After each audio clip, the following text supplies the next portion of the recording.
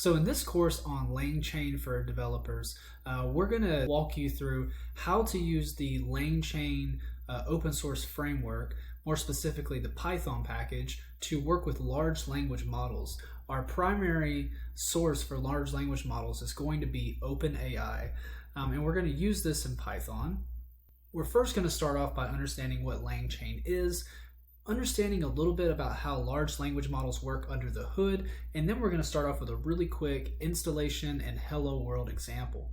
From there, we're going to start moving through all the different components of Langchain, starting with models. We're going to learn the different types of models you can work with in Langchain. We're even going to show how to access large language models, not only in OpenAI, but also in Hugging Face, which is an open source hub for large language models.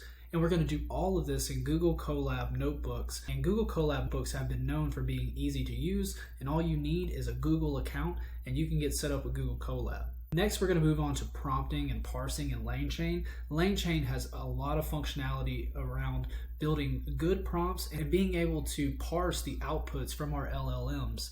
And so we're going to go through that.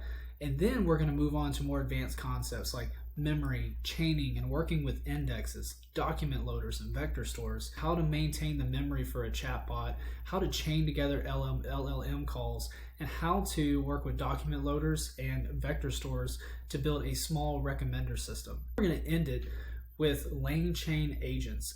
Langchain agents are LLMs that can access the internet. And so we're going to give these agents some tools, we're going to give them some LLMs, and we're going to be able to build an ArcSieve summarizer to help us summarize and take a key insight from research papers. And so you don't need that much programming experience to get started with this course. It is meant for beginners. It is meant for people who are just looking to learn the basics, also learn the key concepts to Langchain so they can build their own applications. If you're interested in Langchain, I highly recommend taking this course. It's available for free, and we look forward to your feedback.